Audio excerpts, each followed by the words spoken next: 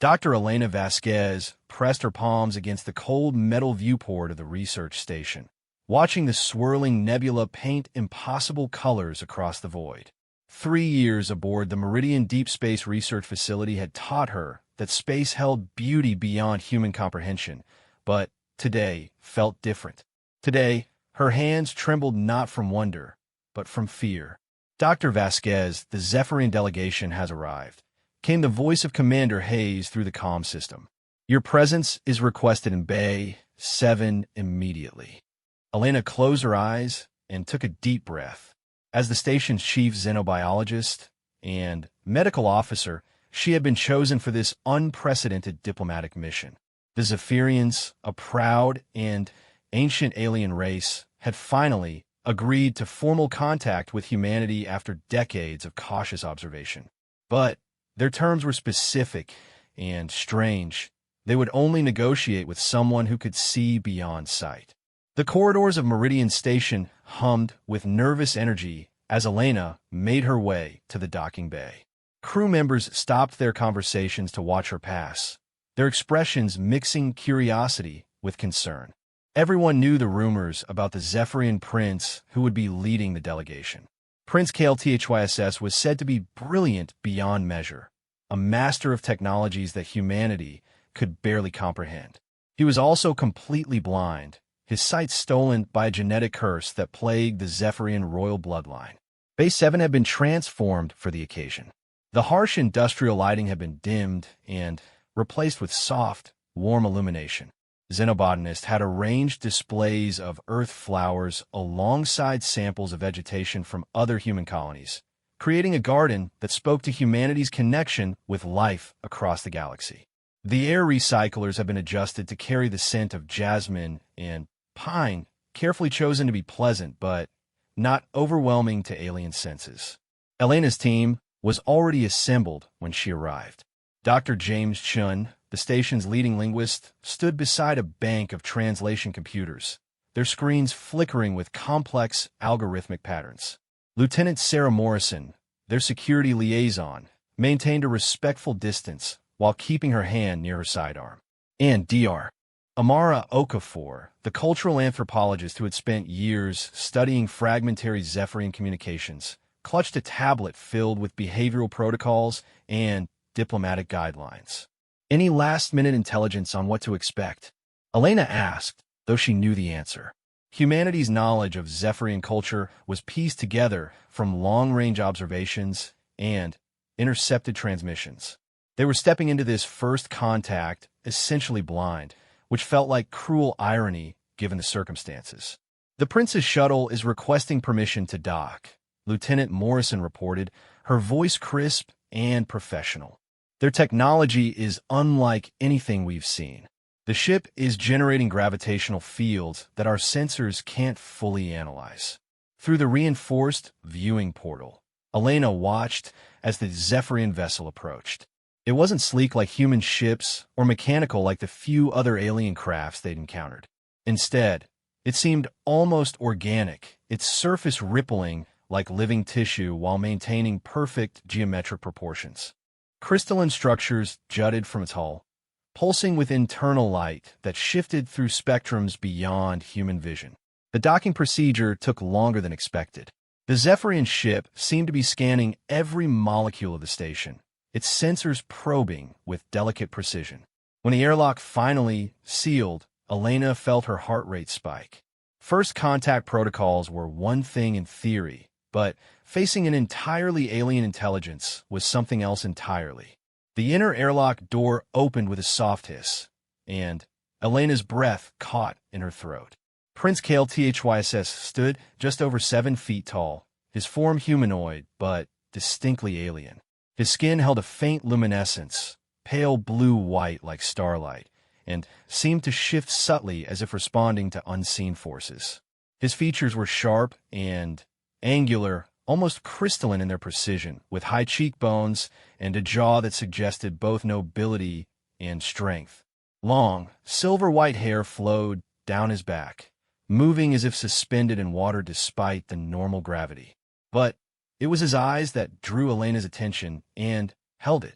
Where there should have been sight, twin voids opened onto depths that seemed to contain entire galaxies. Not empty sockets, but spaces that appeared to look inward rather than outward, as if the prince saw not the world around him, but the fundamental structures that underlaid reality itself. He was accompanied by two other Zephyrians, clearly guards or advisors, their own eyes showing the gradual onset of the same blindness that had claimed their prince completely. They moved with the fluid grace of beings who had long since adapted to navigating by senses beyond the normal five. Honored Prince Keltichwysis, Elena began, following the greeting protocols Dr. Okafor had drilled into her. On behalf of humanity and the Terran Federation, I welcome you to our station. The prince tilted his head, and when he spoke, his voice carried harmonics that resonated through Elena's bones. The translation matrix struggled for a moment before rendering his words into English. Elena Vasquez, your reputation precedes you across the void. We have observed your work with the Centauri moss colonies and your breakthrough in symbiotic cellular regeneration. Impressive for a species so young. Elena felt a chill at the casual mention of human activities the Federation had believed were secret. The Zephyrians had been watching humanity far more closely than anyone had suspected. You honor us with your knowledge, Your Highness. We hope that today marks the beginning of a beneficial relationship between our peoples. Prince Kale Thys stepped closer, and Elena caught a scent like ozone and starlight. When he reached out, she noticed that his fingers ended in delicate crystalline structures that seemed to be natural sensory organs. May I? He asked, gesturing toward her face. Elena glanced at Dr. Okafor, who nodded encouragingly. This was apparently within expected behavior patterns. Elena stepped forward and felt the prince's crystal-tipped fingers trace the air around her head, not quite touching, but somehow mapping her presence through methods she couldn't understand. Fascinating, the prince murmured. Your neural patterns are more complex than our observations suggested. There are depths here that even our instruments could not detect from afar. The scanning process took several minutes, during which Elena became aware of a strange tingling sensation, as if her thoughts were being gently examined. It wasn't invasive or threatening, but rather like having someone study a painting of her soul. Finally, Prince Keltichwyss stepped back, his expression thoughtful. Dr. Vasquez, we have come not merely to establish diplomatic relations, but to propose something unprecedented. Our people face a crisis that threatens not just our species, but potentially all sentient life in this galaxy. The weight of his words settled over the assembled humans like a heavy blanket. Elena felt the shift in atmosphere as everyone realized this first contact was far more significant than they had imagined. Please, tell us how we might help, Elena said, meaning every word. The prince gestured, and one of his companions activated a device that projected a three-dimensional star map into the air above them. Elena gasped as she recognized not just the local galactic neighborhood, but star systems humanity had never visited, worlds they had never imagined. The Void Singers, Prince Keltichwyss said, his voice carrying a note of ancient sadness. They're entities from the spaces between spaces, the dark regions where reality grows thin. For millennia, they've been slowly consuming the life force of entire star systems, leaving behind nothing but empty space where once entire civilizations thrived. The star map shifted, showing vast dark regions spreading like cancer through the galaxy's outer arms. Elena's scientific mind recoiled at the implications, while her human heart ached for the countless lives that must have been lost. Our people have fought them for 10,000 years, the prince continued. But we are losing. Each generation of the royal bloodline sacrifices their sight to see into the spaces where the Void Singers dwell, to track their movements and predict their attacks. It is why I am blind, why my ancestors before me chose darkness in the physical realm to see clearly in the metaphysical one. Elena's mind raced with questions, but she forced herself to focus on the most important one. How can humanity help? We're barely capable of interstellar travel, let alone fighting cosmic entities. Prince Kael'Teachwisses turned those infinite dark eyes toward her, and Elena felt as if he was looking directly into her soul. Because Dr. Vasquez, humanity possesses something unique, something that even our advanced civilization lacks. He paused, and the silence stretched until Elena couldn't bear it any longer. What do we possess? Hope, the prince said simply. Pure, irrational, impossible hope. We have studied your species for decades, watched you overcome obstacles that should have destroyed you, watched you find solutions where none seemed to exist, watched you sacrifice everything for strangers you had never met. The prince's companion activated another device, and suddenly, Elena was looking at images from human history. The building of the first space stations, the terraforming of Mars, the rescue missions to failing colonies in distant systems, acts of courage and selflessness that had defined humanity's expansion into space. The Void Singers feed on despair, Prince Kael'Teachwisses explained. They corrupt hope, twist dreams into nightmares, and drain the will to survive from entire civilizations. But humans seem immune to their deepest influences. Your hope burns too bright, your determination too pure. Elena felt the weight of responsibility settling on her shoulders. What are you asking of us? Not of all humans, the prince said quietly. Of you specifically, the neural patterns I detected, the unique structure of your consciousness. Dr. Vasquez, you have the potential to bridge our peoples in a way that has never been possible. He gestured to his empty eye sockets. To fight the Void Singers, one must see into the spaces between reality. But the cost is always sight in the physical realm. Our greatest seers, our most powerful defenders, must sacrifice their ability to see the normal world to protect it. Elena began to understand, and the understanding filled her with both terror and a strange sense of destiny. You want me to undergo the same process, she said. It wasn't a question. I want to offer you the choice, Prince Kael'Teachwisses corrected. The procedure would bond your consciousness with mine, allow you to see through my vision while I see through yours. You would gain sight into the metaphysical realm, the ability to detect and track the Void Singers.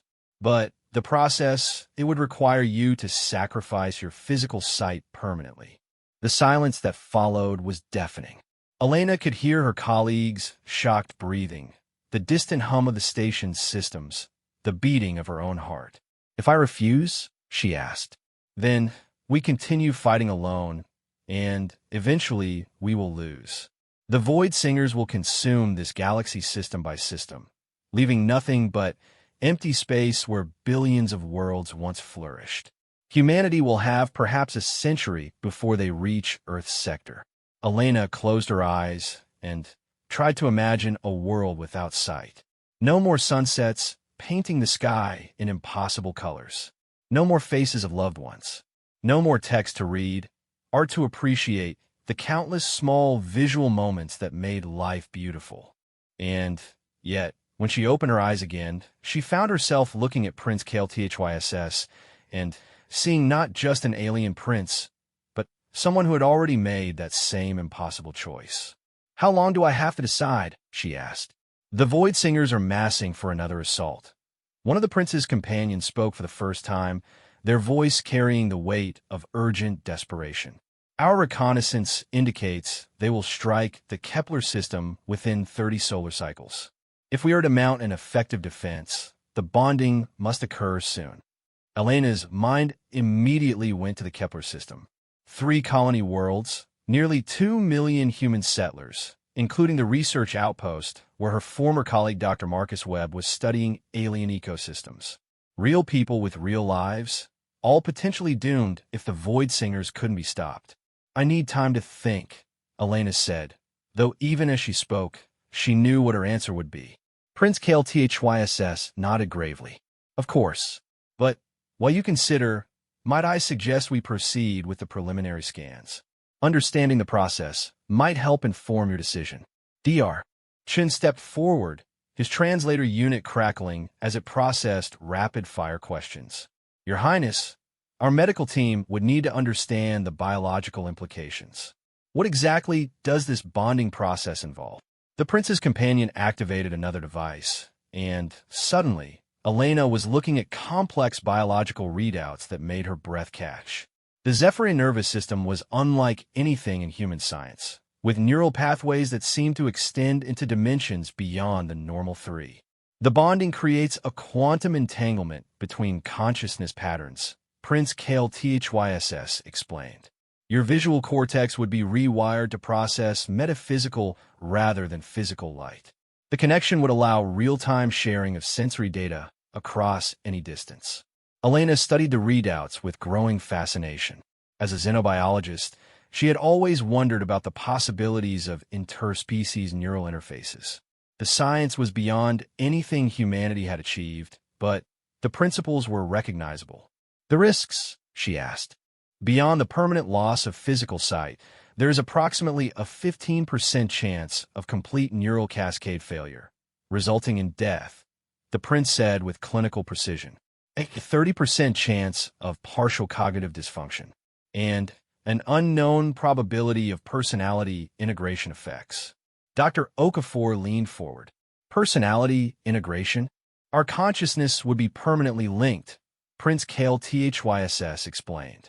We would share not just sensory data, but emotional responses, memories, and thought patterns. You would become partially Zephyrian, and I would become partially human. The implications were staggering. Elena would be not just sacrificing her sight, but her very identity as a purely human being. She would become something new, something that had never existed before. And yet, as she looked around at her colleagues, at the star charts showing the slow creep of cosmic death across the galaxy, at the hope in Prince Kale THYSS's alien features, Elena felt a strange sense of rightness about the choice. I want to see the procedure data, she said finally. Everything. Complete neural maps, biochemical analysis, psychological profiles of previous subjects. There have been no previous subjects, Prince Kale THYSS said quietly. This bonding between species has never been attempted. You will be the first. The weight of that statement settled over Elena like gravity from a dying star. She would be stepping into completely unknown territory, becoming something that had never existed in the history of either species. I need to contact Earth, Elena said. My family, my colleagues. If I do this, they deserve to know. Of course, the prince agreed. But, Dr. Vasquez, understand that time is a factor. Each day of delay brings the Void Singers closer to their next target. Elena nodded, her mind already racing through the implications. She thought of her sister Maria back on Earth, of her parents who still didn't entirely understand what she did among the stars. She thought of Dr. Webb and the millions of colonists who might die if the Void Singers couldn't be stopped. Most of all, she thought about what it meant to be human, to face impossible odds and find a way forward anyway, to sacrifice everything for strangers you would never meet, to hope when hope was irrational and impossible. I'll have an answer for you within 12 hours, Elena said finally. Prince Kale THYSS bowed deeply, a gesture that somehow conveyed both respect and understanding. Whatever you decide, Dr. Vasquez, know that your willingness to even consider this choice speaks to the greatness we have observed in humanity. As the Zephyrian delegation withdrew to their quarters, Elena stood alone in the now-quiet docking bay, staring out at the swirling nebula beyond the station. Tomorrow, she might never see its beauty again. Tomorrow, she might be looking into realms of existence that no human had ever perceived. Or tomorrow, she might be dead, another failed experiment in humanity's desperate reach for the stars. But tonight, Elena Vasquez was still fully human, still blessed with sight, still faced with the most important decision anyone had ever been asked to make.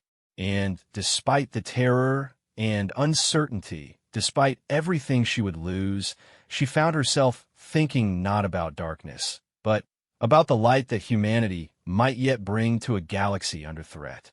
The choice was already made. She just needed the courage to voice it. Elena's hands shook as she activated the quantum communication array in her private quarters.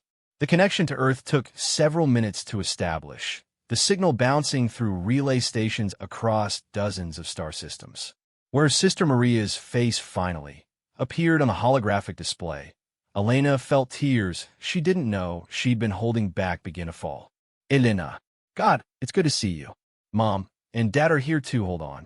Maria's excited voice carried across the vast emptiness of space, and soon Elena was looking at her entire family gathered around their communication console back in Barcelona. Her father, Dr. Antonio Vasquez, had aged since she'd last seen him.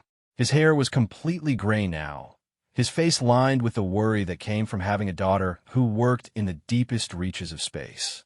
Her mother, Carmen, looked as vibrant as ever, her dark eyes bright with the joy of seeing her eldest child after so many months of separation. Mija, her mother said, using the childhood nickname that always made Elena feel like she was 8 years old again. You look tired. Are you eating enough? That processed station food isn't real nutrition. Elena laughed despite everything, the sound catching in her throat. I'm Fina, Mama. Listen, I need to tell you all something important. She had rehearsed this conversation a dozen times during the past 6 hours, but now, looking at the faces of the people who loved her most in the universe, the words seemed impossible to speak. I've been chosen for a special mission, she began carefully. It's dangerous. More dangerous than anything I've ever done. Her father leaned forward, his expression shifting to the serious concern he'd worn throughout Elena's childhood whenever she'd announced another impossible dream. What kind of mission? Elena took a deep breath and began to explain. She told them about the Zephyrians, about Prince KLTHYSS, and the Void Singers, about the choice she was being asked to make. She watched her family's expressions change from curiosity to disbelief to horror as they began to understand what she was telling them. Absolutely not, her father said when she finished.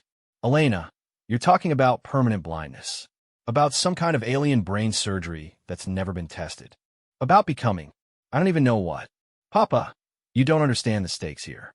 If I don't do this, billions of people could die. Entire worlds could be consumed. And what about you? Maria interjected, tears streaming down her face. What about your life, your dreams? Elena, you wanted to see the Andromeda Galaxy, remember? You wanted to study alien ecosystems on 1,000 different worlds. How can you give all that up?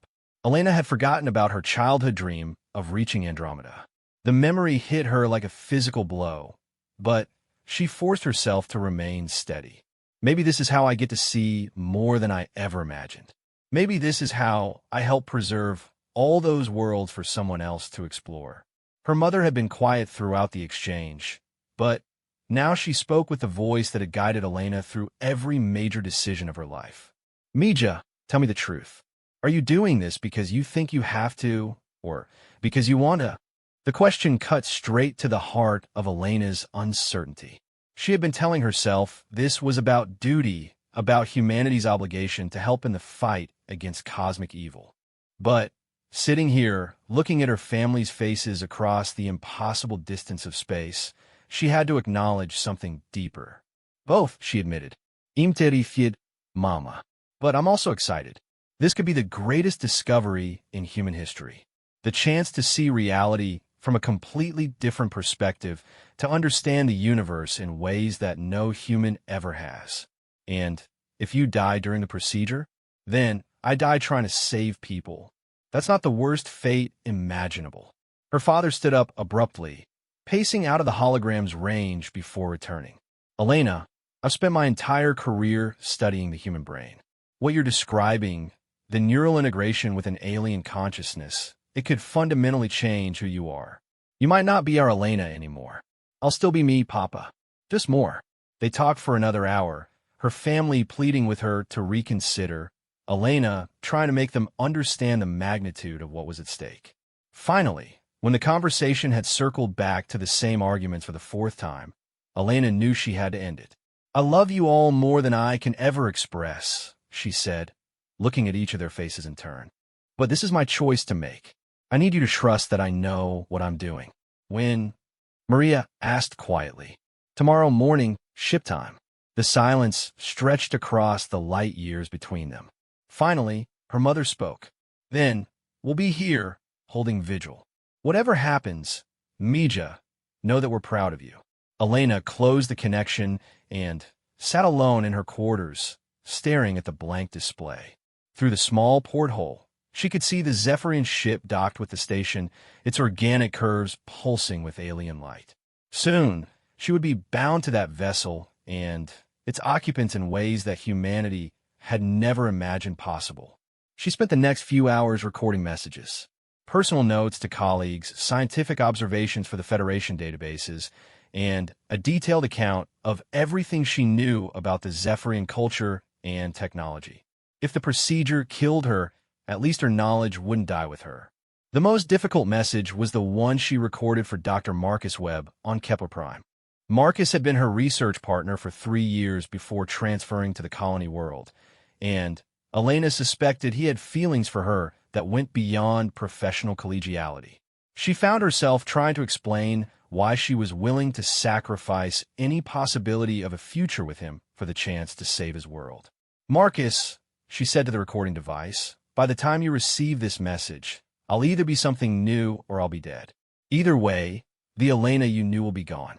I want you to know that some of my happiest memories are of our time working together in the Centauri laboratories. You showed me what it meant to find joy in discovery, and I'll carry that with me into whatever comes next. Dawn came slowly aboard the station, marked more by the shift change klaxons than by any natural light. Elena had barely slept, spending most of the night reviewing Zephyrian medical data and trying to understand the quantum mechanics that would bind her consciousness to Prince KLTHYSS. She dressed carefully in her best uniform, a gesture that felt both important and absurd given the circumstances. When she looked in the mirror, she tried to memorize her own face, knowing it might be the last time she saw it clearly. The medical bay had been reconfigured overnight. Zephyrian technology filled spaces between human equipment, creating a hybrid surgical suite that looked like something from humanity's wildest science fiction dreams.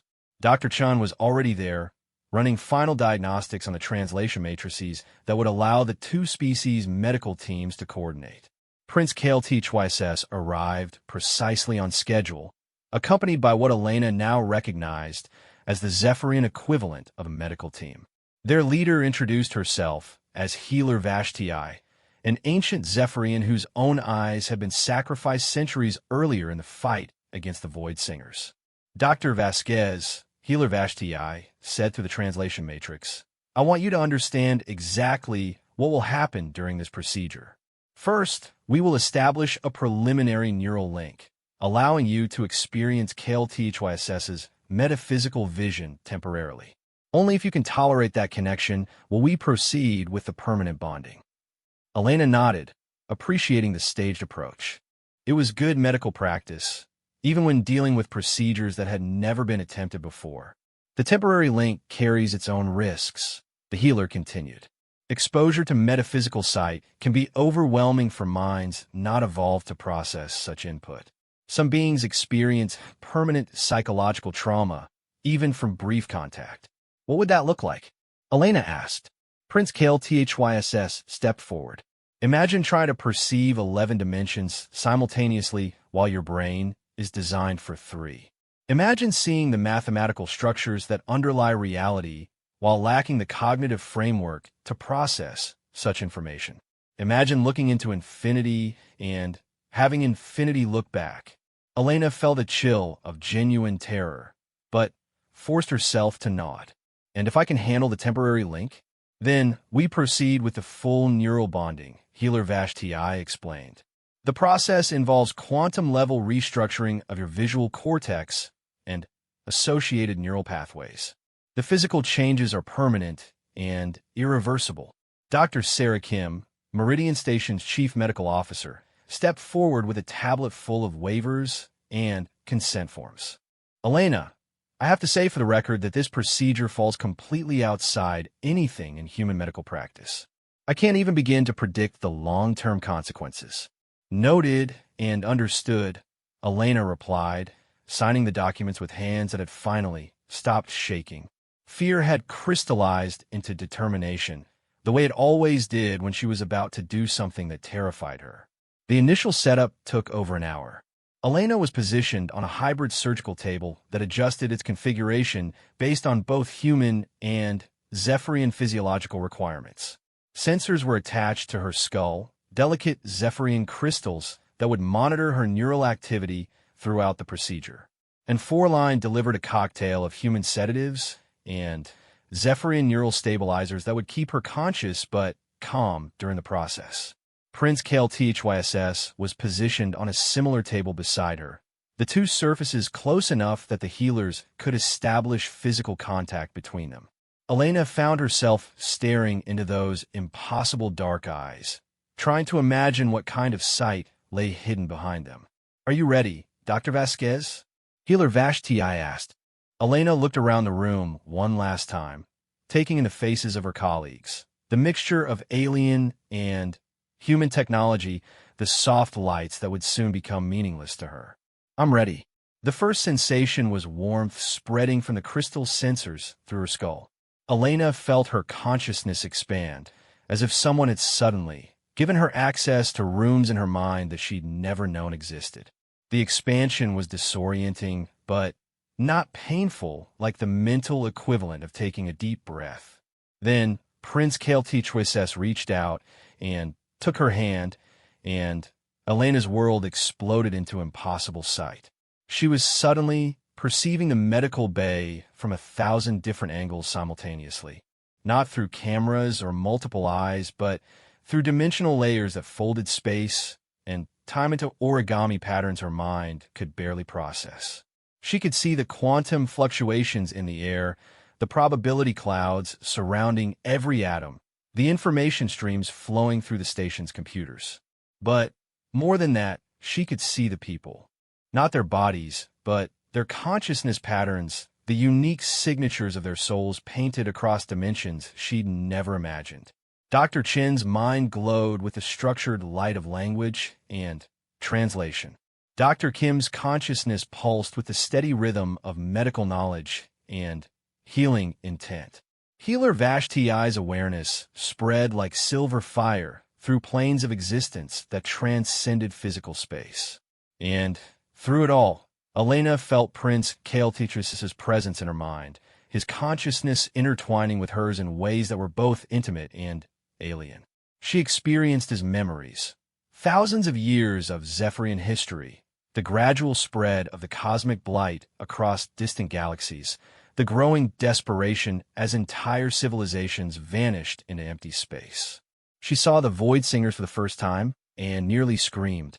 They existed in the spaces between realities, creatures of pure entropy that fed on the collapse of ordered systems. They were enormous beyond comprehension, their forms shifting through dimensions like living black holes. Where they passed, stars went dark, planets crumbled to dust, and the very laws of physics began to break down. But worse than their size or their destructive power was their intelligence. These were not mindless forces of nature, but conscious entities that chose to consume civilizations. They planned their attacks with malevolent precision, studying their targets for centuries before striking. Elena saw through KLTHYSS's memory how they would infiltrate a star system, appearing first as subtle gravitational anomalies. Then they would begin feeding on the life force of entire worlds, starting with the outer planets and working inward, savoring the growing despair of the surviving populations. Earth was already on their list. Elena saw the reconnaissance data, images of Sol system taken from impossible distances through means she couldn't understand. The Void Singers had been watching humanity for decades, studying human behavior, mapping human colonies, preparing for the eventual feast. The knowledge hit her like a physical blow, and she felt her consciousness recoiling from the overwhelming input. But Prince KLTHYSS was there, his mental presence providing anchor and guidance, showing her how to process the information without being destroyed by it. "Focus on the light," his voice echoed through her mind. "Do not stare into the darkness, but see how it defines the brightness."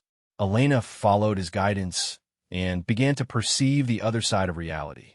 Where the Void Singers brought entropy and despair, there were other forces, networks of consciousness that span galaxies, streams of pure creativity that flowed between star systems, reservoirs of hope and determination that gathered around worlds where intelligent life struggled against impossible odds. Earth blazed like a beacon in the darkness. Elena had never seen her home planet from this perspective, and the sight took her breath away. Humanity's hope didn't just glow, it sang, a complex harmony of billions of individual voices joining together in defiance of a universe that seemed determined to crush them. The music of human determination reached across space like radio waves, touching other civilizations and inspiring them to continue their own fights against despair. "Now you understand why we need you," Prince KLTHYSS said. "The Void Singers can corrupt many forms of hope, turn them into despair, and feed on the transformation. But human hope is different. It burns too pure, too bright. It is hope without reason, hope despite evidence, hope as an act of rebellion against reality itself."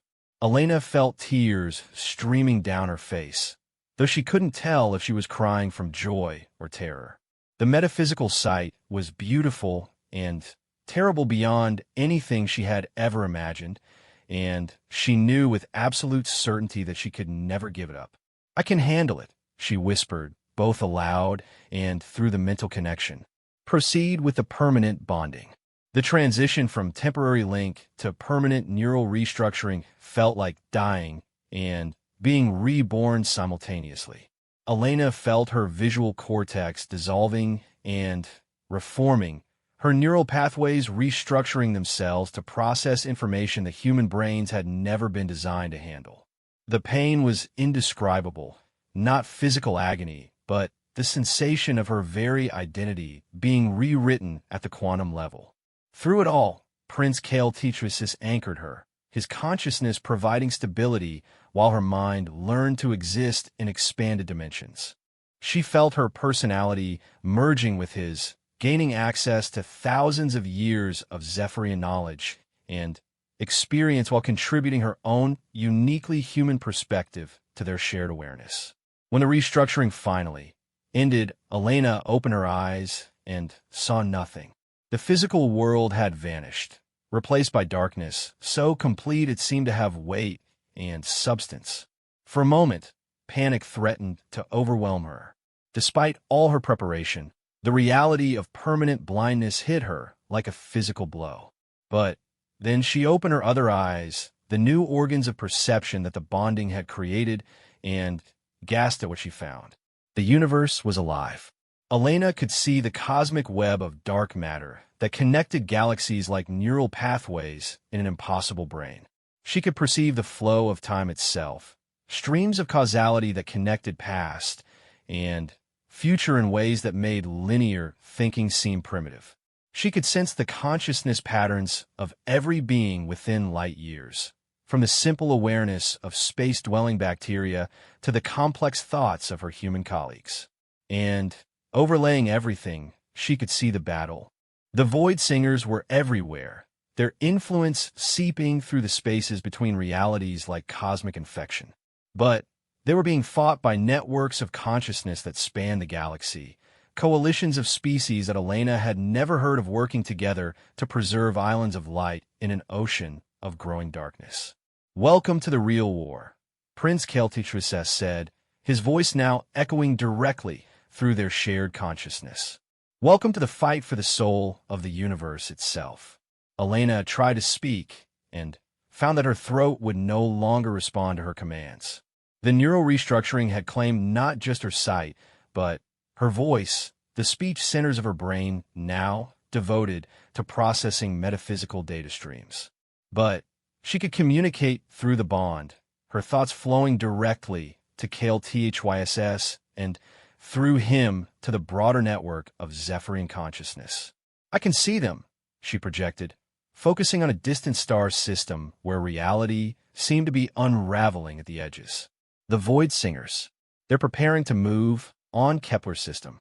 "Yes," KLTHYSS replied. "But now we can see their approach vector, their planned infiltration routes. Now we can fight back." Elena felt a surge of grim satisfaction. She had lost her physical sight, her voice, perhaps even her humanity in any meaningful sense. But she had gained something far more valuable, the ability to see the enemy coming and the knowledge of how to stop them. The war for the galaxy had begun, and humanity's greatest weapon was no longer technology or military might, but the pure, impossible hope of a woman who had chosen blindness so that others might see. Elena existed now between worlds, her consciousness stretched across dimensions that human language had no names for. 3 weeks had passed since the bonding, though time itself had become fluid in her new state of existence.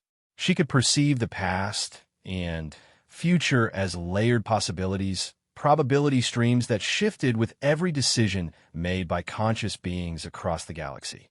The Meridian Station had become her anchor point, the familiar hum of its systems providing a baseline of normal reality that kept her from losing herself entirely in the cosmic perspective. But even as she maintained her connection to the physical world, Elena was learning to navigate realms of existence that the greatest human philosophers had only theorized about. Prince Kael'Teachwissess had become more than her partner in this expanded awareness. He was her teacher, guide, and in many ways, the other half of her soul. Their consciousness had merged so completely that Elena sometimes forgot where her thoughts ended and his began. She carried within her mind the accumulated wisdom of Zephyrian civilization, while he gained access to the chaotic creativity and boundless hope that defined human nature. Today, they faced their first real test. Elena perceived the Void Singer's approach to the Kepler system like watching a storm front move across an alien landscape.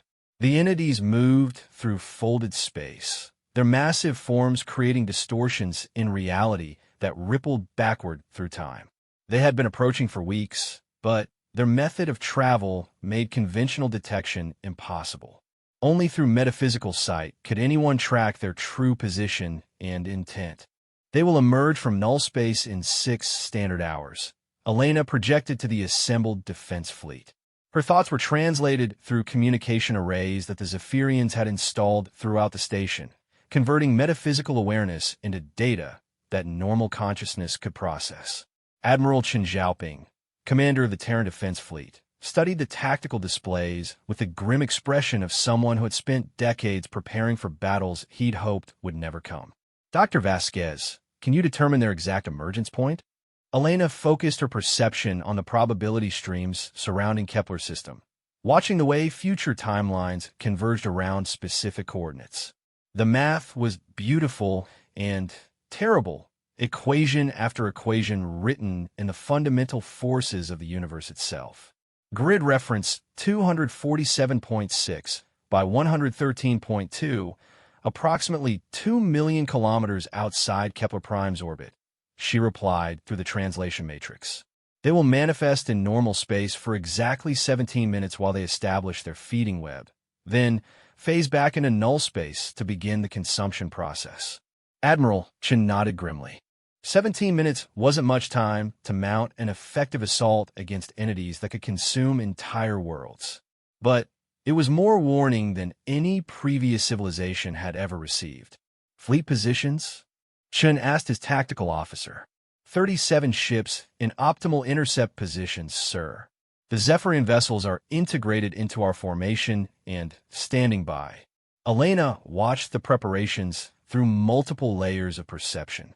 In normal space, she could see the sleek forms of human warships and the organic curves of Zephyrian vessels positioning themselves for battle.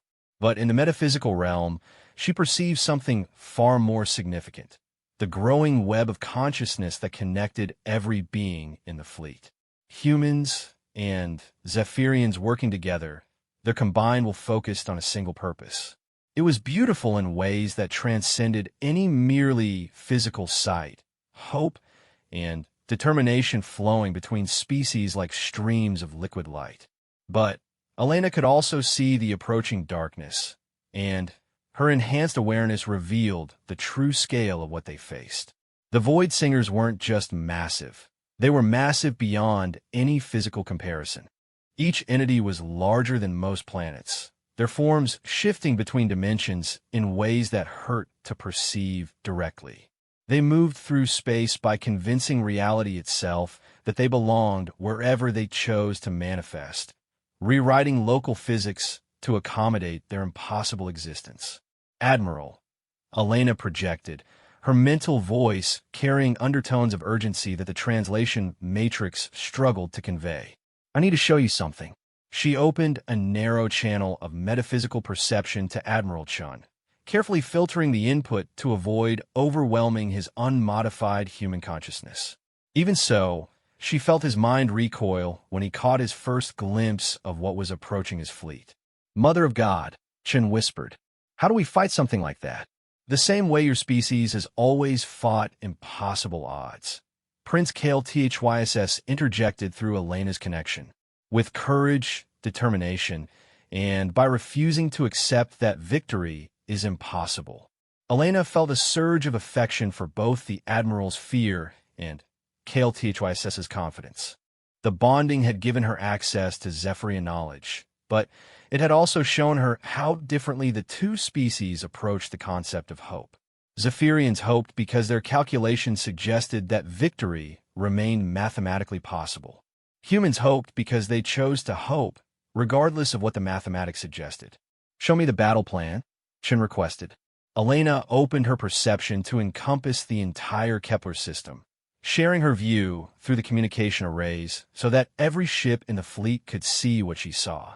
The system appeared as a complex web of gravitational forces, energy flows, and the life signatures of nearly 2 million human colonists. The Void Singers will emerge here, she projected, highlighting a region of space that looked empty to normal sensors, but pulsed with probability distortions in her enhanced sight. They will immediately begin establishing quantum resonance patterns designed to destabilize the molecular bonds holding the planets together. The tactical display updated with Elena's information, showing approach vectors and timing calculations that would have been impossible without metaphysical intelligence. Our conventional weapons will have minimal effect, Admiral Chun noted.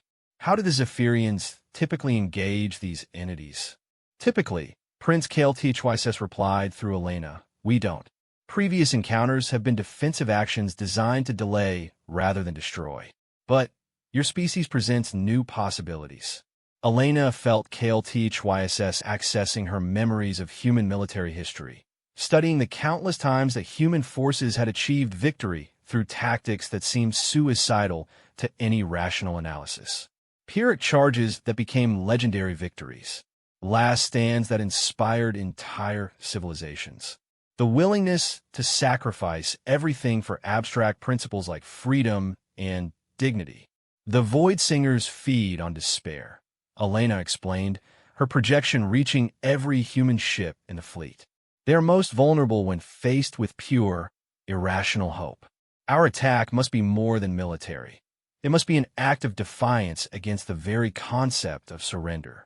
She felt the response ripple through the fleet as her words were translated and distributed. 20,000 human crew members, all volunteers who had known they were signing up for humanity's first interstellar war. All of them afraid, but all of them willing to fight anyway. The preparation time passed quickly. Elena divided her attention between monitoring the Void Singer's approach and observing the final preparations of the defense fleet. Weapons were charged, shields were calibrated, and emergency protocols were reviewed one last time. But the most important preparations were happening in the realm of consciousness itself. Elena could perceive the growing resonance between human and Zephyrian minds as the crews worked together. Fear was transforming into determination. Doubt was crystallizing into resolve. The combined will of two species was focusing into a weapon more powerful than any technology either civilization had ever created. Emergence in 30 seconds, Elena announced. The space around grid reference 247.6 by 113.2 began to ripple like water disturbed by something rising from the depths. Reality grew thin, and Through the gaps, Elena could see the impossible forms of the Void Singers preparing to force their way into normal space. "All ships, stand ready," Admiral Chun ordered. Elena felt the exact moment when the Void Singers breached the dimensional barrier. Their emergence was like watching a nightmare force its way into the waking world. Three massive entities that seemed to be made of living darkness, tearing holes in space-time itself. The sight was so overwhelming that several human crew members temporarily lost consciousness, their unmodified brains unable to process what their sensors were showing them. Even through Elena's filtered perceptions, the Void Singers radiated an aura of wrongness that made reality itself seem unstable. But Elena also saw something that the previous defenders of doomed worlds had never possessed: the brilliant flame of human hope burning undimmed in the face of cosmic horror. "Attack Pattern Omega," Admiral Chun commanded. "All ships, full assault." For humanity, the fleet opened fire simultaneously, every weapon system unleashing concentrated destruction at the emerging Void Singers. Plasma bolts, antimatter torpedoes, and exotic energy beams converge on targets that seemed to absorb the attacks without effect. But Elena could see what the conventional sensors missed. Each impact, while causing no visible damage, was disrupting the probability fields that surrounded the Void Singers. The creature's ability to rewrite local physics was being challenged by the sheer determination of the attacking fleet. "They're working," Elena projected excitedly. "The attacks are working, but not in the way you think. You're not damaging them physically. You're damaging their certainty. Every shot that hits them is a declaration that they can be fought, and that declaration is undermining their reality manipulation." The battle evolved quickly from conventional warfare to something more like metaphysical combat. The Void Singers began responding to the fleet's attacks, their massive forms shifting through dimensions to avoid the incoming fire. But each evasive maneuver required them to expend energy, maintaining their coherence in normal space. Elena watched the probability streams shifting in real time, futures where humanity was consumed changing into futures where survival became possible. The mathematics of destiny were being rewritten by the simple act of refusing to accept defeat. "Prince Keltetris," Elena projected through their bond. "Can you coordinate the Zephyrian vessels with our attack patterns?" "Already in progress," he replied. "But, Elena, I need you to do something that has never been attempted before." She felt his request before he voiced it, and the magnitude of what he was asking made her consciousness recoil. "You want me to attack them directly? Through metaphysical space?" The Void Singers exist primarily in the dimensional realms between realities. Physical attacks can disrupt them, but metaphysical attacks can destroy them. Your consciousness, enhanced with human hope and anchored in Zephyrian knowledge, might be capable of inflicting real damage. Elena felt terror and excitement warring in her enhanced awareness. The idea of directly confronting entities that could consume entire star systems seemed like madness. But madness had always been humanity's greatest strength. How do I do it? Project your consciousness toward them, but carry with you every memory of human achievement you possess. Show them what they're trying to destroy. Make them understand that some things are worth protecting regardless of the cost. Elena reached deep into her memories, calling up every moment of human triumph she had ever witnessed or learned about. The first steps on Luna, the rescue missions to dying colonies, the choice to help alien species despite having no guarantee of reciprocal aid, the decision to join the defense of Kepler's system even though the odds of survival were essentially zero. She gathered all of these memories, all of this hope, and forged them into a weapon of pure consciousness. Then she hurled herself across the metaphysical dimensions toward the nearest Void Singer. The contact was like touching the surface of a black hole. Elena felt the entity's hunger, its absolute certainty that all resistance was futile, its billion-year history of consuming civilizations that had tried and failed to stop it. For a moment, her consciousness was overwhelmed by the sheer weight of inevitable defeat. But then she remembered why she was here. She remembered Dr. Marcus Webb and the 2 million colonists depending on her. She remembered her family back on Earth, and every human who had ever looked up at the stars and dared to dream of touching them. Elena struck back with every ounce of hope she possessed, and the Void Singer recoiled. The entity's certainty wavered for just an instant, but an instant was enough. Elena felt reality reassert itself around the creature, the laws of physics snapping back into their proper configuration as the Void Singer's control faltered. Now, Elena projected to the fleet. Target the center entity while its defenses are down. The combined firepower of 37 human and Zephyrian vessels converged on the staggered Void Singer. This time, the attacks had physical effect. The entity's form began to destabilize, its dimensional coherence breaking down under the sustained assault. But the victory came at a cost. Elena felt her consciousness beginning to fracture under the strain of direct, metaphysical combat. The attack had required her to extend her awareness far beyond its safe limits, and the resulting damage was threatening to tear her mind apart. She felt Prince HFY immediately rushing to her aid, his consciousness wrapping around hers like protective armor. But even their combined strength might not be enough to prevent complete neural cascade failure. Elena, HFY projected desperately. You need to pull back. The metaphysical backlash is too severe. But Elena could see something that he couldn't. The wounded Void Singer was sending distress signals across dimensional space, calling for reinforcements. If she retreated now, dozens more entities would converge on Kepler's system within hours.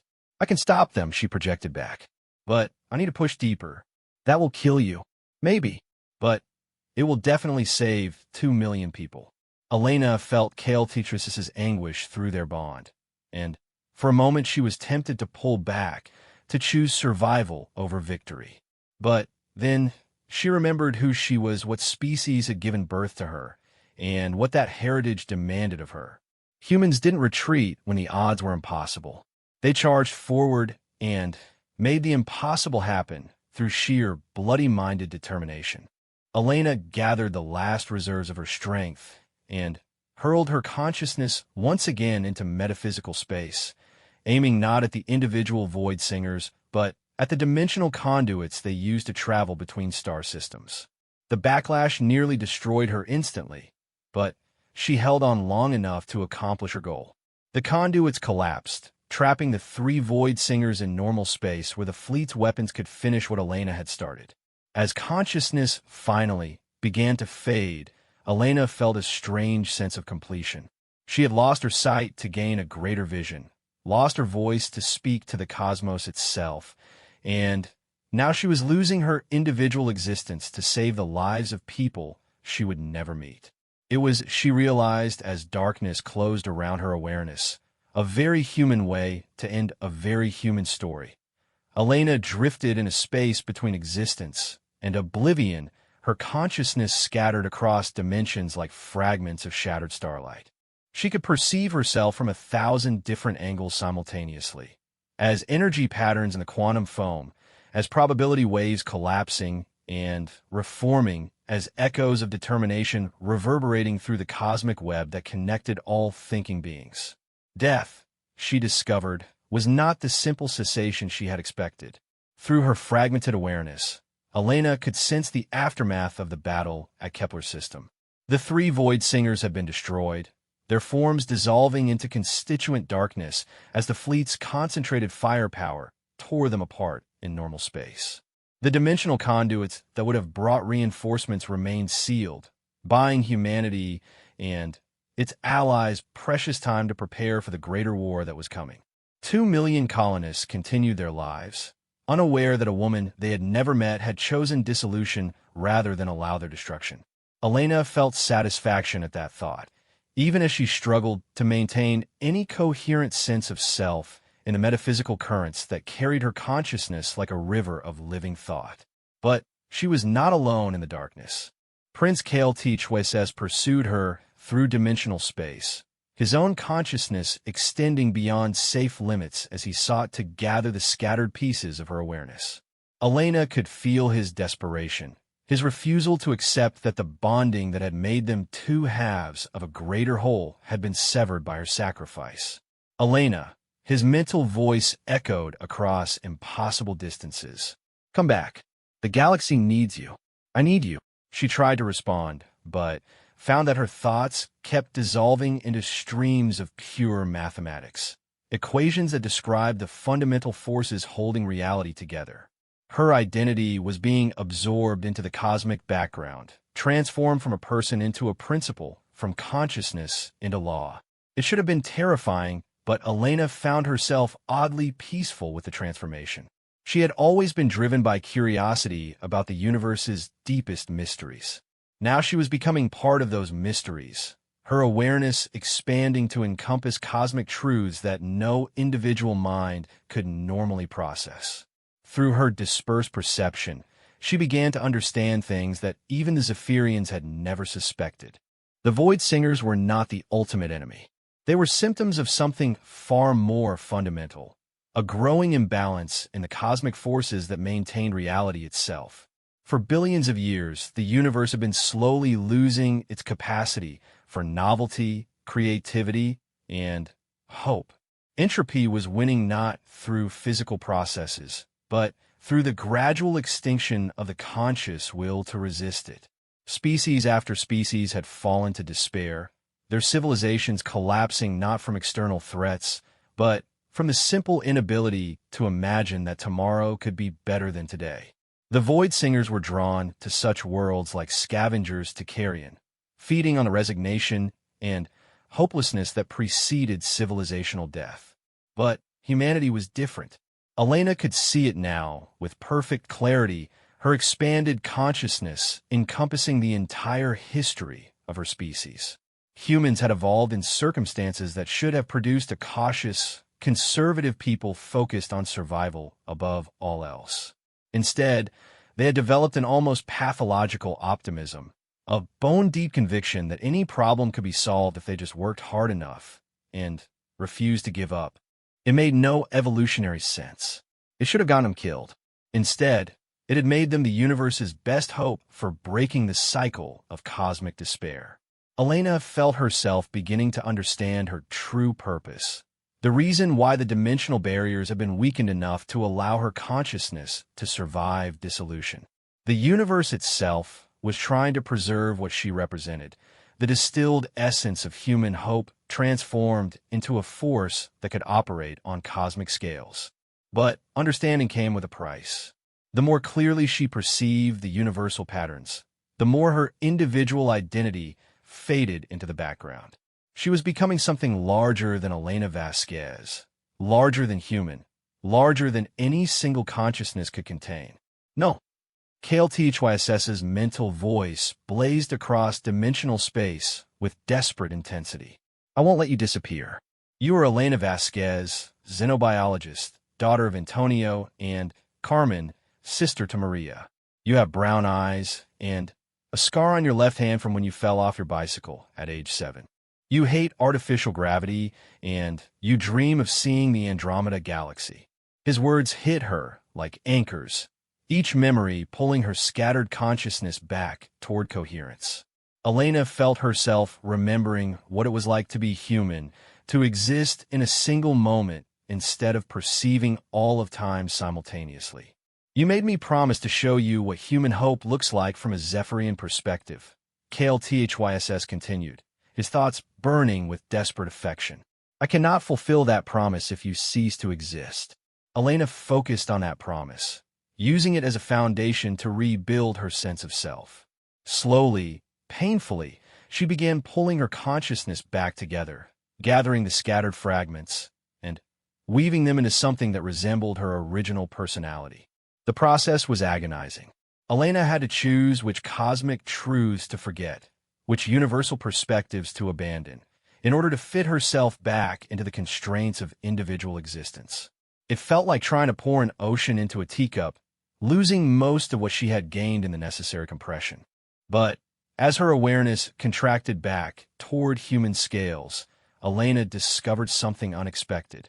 She had not lost everything from her expansion into cosmic consciousness. The most important insights remained, but transformed. Instead of abstract universal principles, they had become intuitive understanding that her human mind could process and act upon. She could still perceive the cosmic web that connected all conscious beings, but now it felt like a natural extension of human empathy rather than overwhelming cosmic knowledge. She could still sense the dimensional currents that the Void Singers use for travel, but the information came as tactical awareness rather than reality-breaking revelation. Most importantly, she could still feel the growing network of hope that linked humanity to dozens of other species across the galaxy. The bonds forged in the defense of Kepler's system had been stronger than anyone realized, creating permanent connections that would reshape the balance of cosmic forces. Elena opened her eyes and found herself staring at the ceiling of Meridian Station's medical bay. For a moment, panic threatened to overwhelm her. She had expected to remain blind, her visual cortex permanently restructured to process metaphysical rather than physical light. But the sight that greeted her was not the normal spectrum that human eyes were designed to perceive. Instead, Elena saw the medical bay as layers of overlapping reality.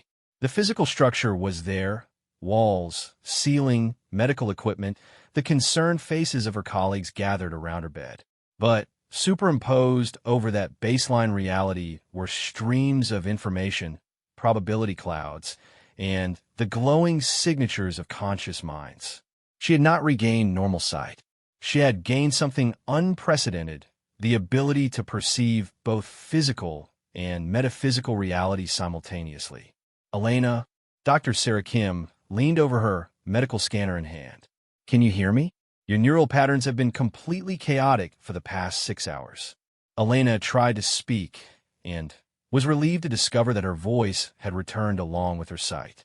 The neural pathways that had been dedicated to processing metaphysical data streams had apparently been restructured again, allowing her to function in normal space while retaining her enhanced perceptions.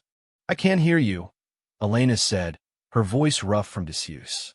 "How long was I unconscious?" 6 hours and 17 minutes, Prince KLTHYSS said from the bed beside hers. Elena turned toward him and gasped at what she saw. The prince's appearance had changed dramatically. Where before his eyes had been voids that looked into metaphysical dimensions, now they glowed with soft silver light. The bonding process that had temporarily scattered Elena's consciousness had apparently affected him as well. "You can see," Elena whispered, reaching out to touch his face. "Your physical sight returned." "No," KLTHYSS replied, covering her hand with his own. "I gained it for the first time.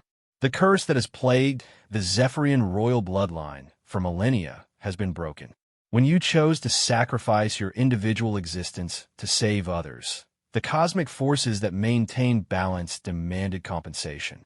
Your willingness to lose everything earned sight for both of us."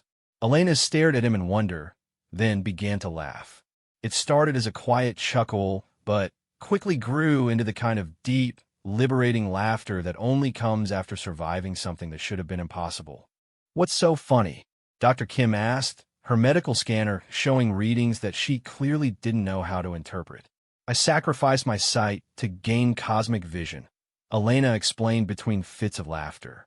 "Then I sacrificed my individual existence to save 2 million people. And the universe's response was to give me back everything I gave up, plus things I never imagined I could have." She sat up carefully, testing her balance as her brain adapted to processing 2 types of vision simultaneously. The physical world looked strange but manageable, while the metaphysical overlay provided constant information about the thoughts and intentions of everyone around her. "The neural scans show permanent structural changes," Dr. Kim reported. "Your visual cortex has been completely rewired, and there are new neural pathways that I've never seen in any human brain.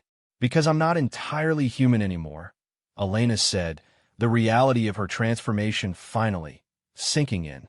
The bonding with KLTHYSS was permanent on levels that we didn't understand. "I'm something new, part human, part Zephyrian, part whatever I became when my consciousness dissolved into cosmic forces." Prince Kale THYSS squeezed her hand. And I'm changed as well. The human capacity for hope has taken root in my consciousness, transforming how I perceive reality. We are truly bonded now, two halves of something that has never existed before. Elena felt the truth of his words through their enhanced connection.